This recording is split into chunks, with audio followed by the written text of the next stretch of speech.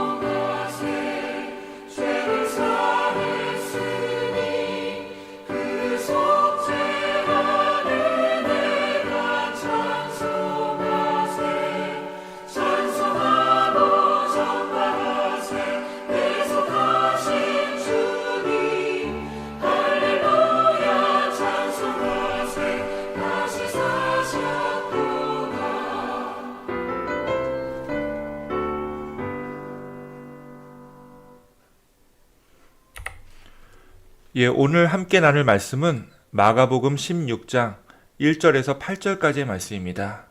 예, 우리 화면을 통해서 함께 말씀 봉독하겠습니다. 안식일이 지나매 막달라 마리아와 야고보의 어머니 마리아와 또 살로메가 가서 예수께 바르기 위하여 향품을 사다 두었다가 안식 후 첫날 매우 일찍이 해돋을 때 그 무덤으로 가며 서로 말하되 누가 우리를 위하여 무덤 문에서 돌을 굴려주리요. 하더니 눈을 들어본즉 벌써 돌이 굴려져 있는데 그 돌이 심히 크더라. 무덤에 들어가서 흰 옷을 입은 한 청년이 우편에 앉은 것을 보고 놀라매 청년이 이르되 놀라지 말라. 너희가 십자가에 못 박히신 나사렛 예수를 찾는구나. 그가 살아나셨고 여기 계시지 아니하니라. 보라, 그를 두었던 곳이니라. 가서 그의 제자들과 베드로에게 이르기를 예수께서 너희보다 먼저 갈릴리로 가시나니 전에 너희에게 말씀하신 대로 너희가 거기서 배우리라 하라. 여자들이 몹시 놀라 떨며 나와 무덤에서 도망하고 무서워하여 아무에게 아무 말도 하지 못하더라. 아멘. 예, 여러분이 지금까지 이제 살면서 읽었던 책이나 드라마나 영화 중에서 가장 기억에 남는 엔딩 장면은 어떤 게 있었습니까? 저는 개인적으로 이제 아이작 아시모프라는 SF 소설가 책을 굉장히 좋아했기 때문에 대학 때 이제 한글로 번역된 이분 책은 다 읽었던 기억이 나는데요. 그 중에서도 이제 최후의 질문이라고 하는 아주 짧은 단편 소설이 있었는데요. 한 20분이면 읽을 수 있는 정말 짧은 에세이입니다. 그 소설의 엔딩이 저에겐 가장 충격적인 엔딩이었습니다. 아마 이 소설을 읽어보신 분은 저랑 같은 충격을 느끼실 텐데요. 혹시 읽어보실 분들도 계실 테니까 제가 그 엔딩이 무엇인지 미리 말씀드리진 않겠습니다. 그리고 두 번째로 기억에 남는 엔딩이 오늘 함께 읽은 마가복음의 이 엔딩입니다. 제가 마가복음을 가장 좋아하는 이유기도 하지만 마가복음은 문법도 엉망이고 구조도 엉망인데도 그 간결한 글 안에 온갖 상징과 압축된 의미들이 숨겨져 있어서 예수님의 오리지널 스토리들을 가장 잘 간직하고 있는 그런 귀한 책입니다. 그리고 이 책의 최고 백미는 오늘 읽은 엔딩 부분인데요.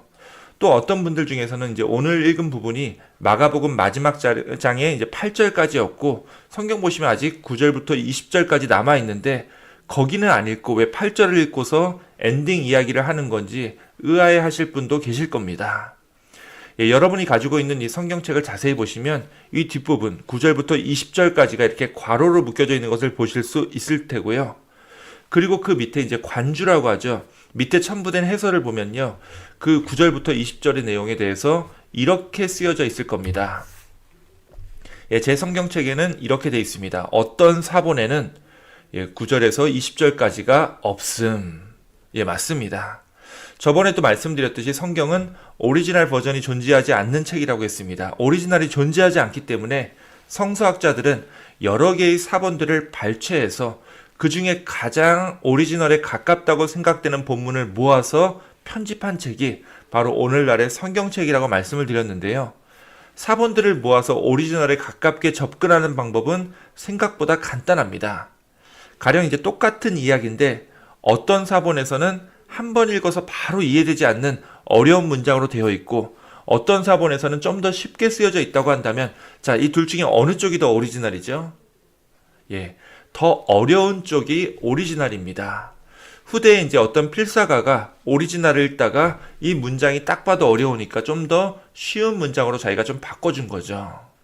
이게 참 재밌는 게 성경을 옮겨 쓰던 필사가 입장에서는 오리지널의 문장을 읽는 사람이 좀 더 쉽게 이해할 수 있도록 이 문장을 바꿔준 건데 오히려 오리지널의 의도와 멀어지게 만든 그런 문장도 나올 수 있습니다. 시간상 예를 들진 않겠습니다. 중요한 것은 여러 사본들 중에서 좀 더 이해하기 어렵고 난해한 문장이 더 오리지널에 가깝고 상대적으로 이해하기 쉬운 문장이 더 나중에 첨가되거나 수정된 글일 가능성이 높다라는 말씀입니다. 자, 그런 점에서 이것은 이제 마가복음 16장에 이 두 가지 히라보 사본인데요. 이렇게 이제 9절부터 20절이 첨가된 마가복음하고 이렇게 9절부터 20절이 아예 빠진 마가복음이 있다고 할 때 어느 쪽이 더 오리지널에 가까운 것이겠습니까? 당연히 이 뒷부분이 없는 쪽이 더 오리지널이겠죠. 자, 그런데 이 마가복음의 엔딩은요. 생각보다 좀 논란이 있긴 했습니다. 왜냐하면 이 9절에서 20절까지의 이 뒷부분이 아예 이렇게 없다라고 했을 때 엔딩이 너무 기묘하기 때문입니다. 자, 어떻게 기묘한지 한번 같이 보면서 얘기를 나누도록 하겠습니다. 자, 1절은 이렇게 시작됩니다. 안식일이 지남에 막달라 마리아와 야고보의 어머니 마리아 그리고 살로메가 가서 예수께 바르기 위하여 향품을 사다 두었다가 안식구 첫날 매우 일찍이 해 돋을 때에 그 무덤으로 가며. 자, 3명의 여인이 나오고 있습니다. 마가복음은 여인들을 굉장히 높이는 편인데요. 사실 이 3명의 여인은 어떻게 보면요. 예수님께서 잡히신 이후에 예수님의 핵심 제자였던 베드로와 야고보와 요한을 대신해서 활동하고 있었고요. 이들이 결국 예수님의 부활을 처음으로 맞이하게 된 첫 번째 부활의 증인임을 마가복음은 강조하고 있습니다. 자, 이 세 여인은 예수님이 돌아가시는 장면도 멀리서 보고 있었고 또 예수님의 무덤이 어디인지까지 먼 발치에서 확인했기 때문에 돌아가신 예수님께 향유 한번 발라드리기 위해서 이렇게 아침 일찍 찾아올 수 있었던 건데요. 자, 이걸 볼 때마다 항상 교회의 역사는 미리 계산하고 예측해서 행동한 자들의 역사가 아니라 그냥 충동적이지만 교회가 좋아서 복음 전하는 게 좋아서 그렇게 앞뒤를 재지 않고 본인이 원하는 대로 은혜로운 삶을 살아오신 사람들의 역사라는 생각이 듭니다. 예, 오늘 3.1절이기도 했지만 우리 조선 땅의 한국교회도 그렇게 발전했었죠. 이것저것 계산할 줄 아는 남자분들의 역사가 아니라 그저 교회 나와서 기도하고 예배하는 게 좋아서 나중에 자기 자녀들한테도 전도하고 남편까지 전도했던 그 믿음의 여성들이 오늘날 우리 한국교회의 역사를 주도해 왔고요. 우리가 살고 있는 이 한인교회도 우리 여선교회처럼 그저 하나님 일하는 게 너무 좋아서 그렇게 신앙생활을 해왔던 분들에 의해 이 이민교회들도 지금까지 쭉 성장해 왔다라는 겁니다. 자, 참 재밌는 것은 이렇게 좋아서 일을 시작하면 미리 예측하고 계산하지 못했기 때문에 중간에 일이 막힐 것 같은데요. 예, 오히려 하나님께서 예비해 주시고 뻥 뚫어 주시는 역사가 일어난다라는 겁니다. 자, 여기 보시면 이 세 여인도 그저 돌아가신 우리 예수님 몸에 향료 한번 발라드리겠다고 이 새벽에 대책 없이 길을 나선 거였기 때문에 중간에 이런 고민을 하게 되는 거죠. 서로 말하되 누가 우리를 위하여 무덤문에서 돌을 굴러 주리요. 예, 당시 이제 유대 문화의 그 장례의 문화는요, 항상 이 돌문으로 무덤 입구가 막혀져 있었는데 그 무덤지기가 아직 무덤에 나와 있지 않은 시간일 텐데 그 돌문을 누가 굴려줄까 하고 고민하는 장면입니다. 저 같으면 자, 그럼 무덤까지 가서 마냥 다른 사람이 오기를 기다리느니 차라리 근처에 이 커피점 같은 데 가서 한두 시간 커피 마시다가 우리 가자 이렇게 얘기를 했을 텐데 이 여인들은 그렇지도 않은가 봅니다. 그저 빨리 예수님 곁에 가고 싶은 마음이었겠죠. 그리고 방금 말씀드린 대로 진짜 하나님의 역사는 이런 진실된 마음을 가진 분들에 의해서 나타납니다. 자, 눈을 들어본 즉 벌써 돌이 굴러져 있는데 그 돌이 심히 크더라. 예, 아마 장난으로라도 아무도 없으면 뭐 우리끼리라도 돌을 옮겨보지 이렇게 농담하면서 이 무덤까지 왔을 텐데 막상 와서 보니까 이 세 여인이 힘을 합쳐도 옮기진 못할 만큼 생각보다 돌이 커다랗다라는 겁니다. 근데 그 돌문이 닫혀 있는 것이 아니라 이미 굴려져서 열려 있었다라는 거죠. 자, 놀란 세 여인은 무덤 안으로 들어왔는데 거기에 한 청년이 앉아 있는 것을 보게 됩니다. 무덤에 들어가서 흰옷을 입은 한 청년이 우편에 앉은 것을 보고 놀라매 청년이 이르되 놀라지 말라. 너희가 십자가에 못 박히신 나사렛 예수를 찾는구나. 그가 살아나셨고 여기 계시지 아니하니라. 보라, 그를 두었던 곳이니라. 자, 놀라지 말라고 자기를 소개하는 자들은 성경에서 항상 누구의 대사였죠? 천사들의 전형적인 대사입니다. 자, 이걸 봐도 이 청년이 누군지 우리는 알 수가 있는 거죠. 가서 그의 제자들과 베드로에게 이르기를 예수께서 너희보다 먼저 갈릴리로 가시나니 전에 너희에게 말씀하신 대로 너희가 거기서 배우리라 하라 하는지라. 자, 여기까지는 여러분들이 다 아시는 내용이고요. 그리고 이게 마지막 절인 8절입니다. 여자들이 몹시 놀라 떨며 나와 무덤에서 도망하고 무서워하여 아무에게도 아무 말도 하지 못하더라. 예, 이 문장은 이제 최선을 다한 번역인 건 맞지만 정확한 번역은 아닙니다. 정확한 번역은 사실 불가능할 수밖에 없는 것이 히라버 원문의 이 마지막 문장이 너무나 기묘하게 이상하게 끝나기 때문인데요. 자, 히라버 그대로 한번 번역해 볼게요. 그리고 그들은 무덤에서 도망 나왔다. 놀라움과 황홀함으로 그들이 사로잡힌 상태였고 그들의 마음이 사로잡혔다는 거죠. 자, 그리고 그들은 누구에게도 아무 말도 하지 못했다. 자, 여기만 보면은 그냥 번역이 가능할 것 같잖아요. 그리고 그들은 놀라움과 황홀함에 사로잡힌 상태로 무덤에서 도망을 나왔다. 그리고 그들은 두려웠기에 누구에게도 아무 말도 하지 못하였다. 자, 이렇게 번역하면 될 것 같은데요. 그게 쉽지가 않습니다. 왜냐하면 마지막 한 단어가 또 남아있기 때문입니다. 예, 그 단어는 바로 이거입니다. 왜냐하면. 예, 이 마가복음의 엔딩은요. 이 여인들은 무덤 밖으로 도망 나와 누구에게도 아무 말도 하지 못했다. 왜냐하면 그냥 이렇게 끝난다는 겁니다. 이 왜냐하면이라는 이 단어 때문에 학자들은 마가복음이 이게 결말이 절대 될 수 없다고 생각했던 거고요. 실제로 고대의 이 마가복음을 필사하던 누군가는 이렇게 마가복음을 끝낼 수가 없어서 이 9절부터 20절까지의 이 어펜딕스라고 하는데 이 부록을 덧붙였다라는 겁니다. 이 부록도 나름 중요한 글이기 때문에 다음에 기회가 되면 함께 살펴보겠지만 일단 오늘은 왜냐하면으로 끝나는 이 8절까지만 보겠습니다. 자, 여러분들은 어떻게 생각하십니까? 왜냐하면 이렇게 하고서 뭔가 이렇게 글을 쓰다 만 것일까요? 아니면 이렇게 끝나는 것 자체가 그냥 처음 마가복음 저자가 의도했던 엔딩 그 자체였을까요? 뭐 사실 이건 아직도 학자들 간의 논의가 남아있긴 하지만 거의 잠정적인 결론은 여기서 그냥 끝이라는 겁니다. 자, 이게 무슨 말이죠?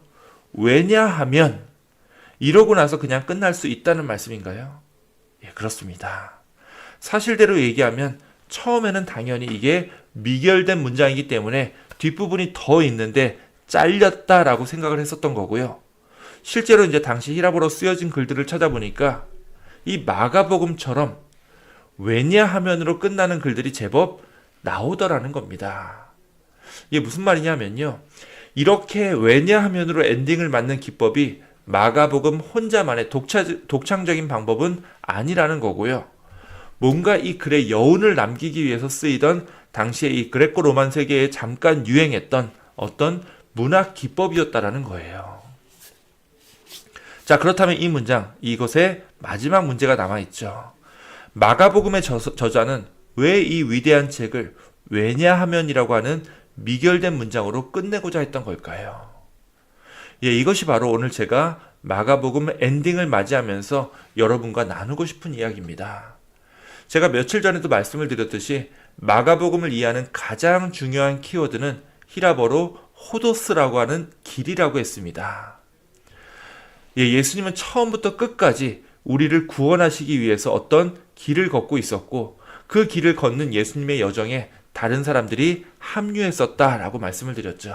처음엔 제자들이 합류했고 그 다음에는 어떤 무리들, 군중들이 예수님을 찾아서 함께 그 길을 걷게 되었습니다.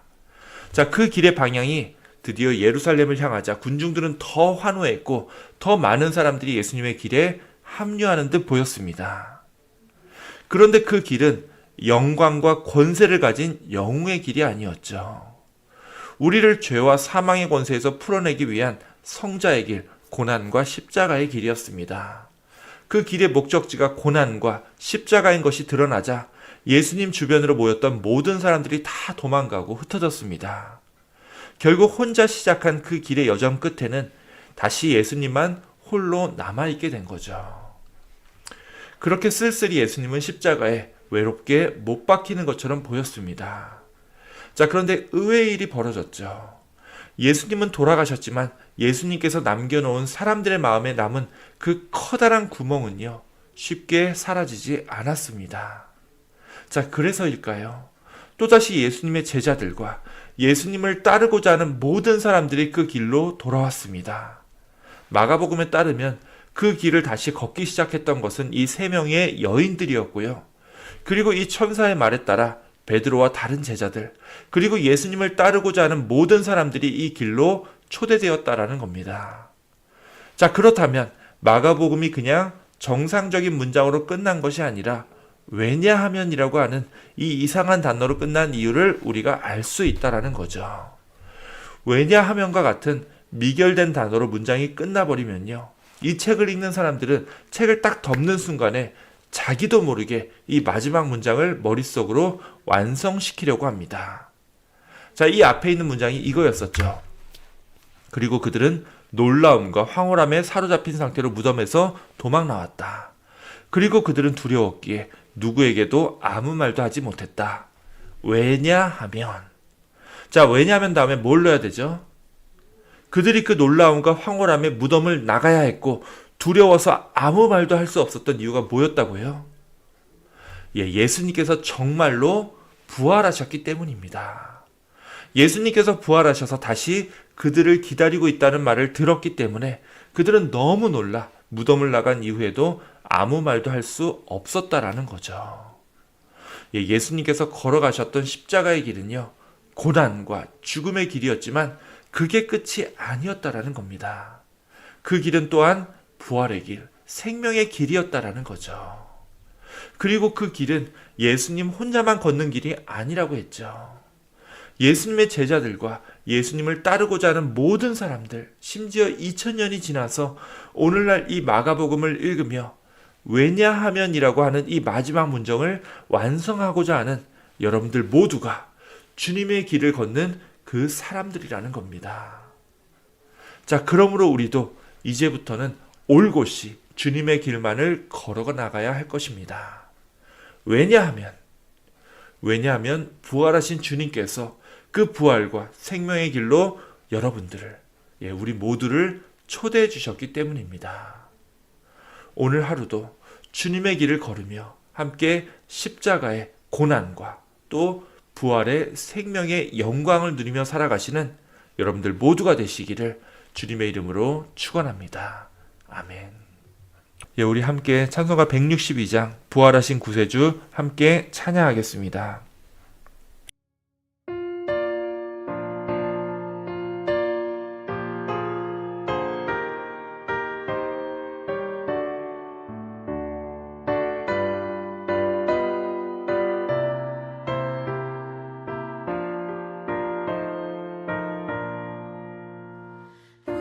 부활하신 구세주 나 항상 섬기네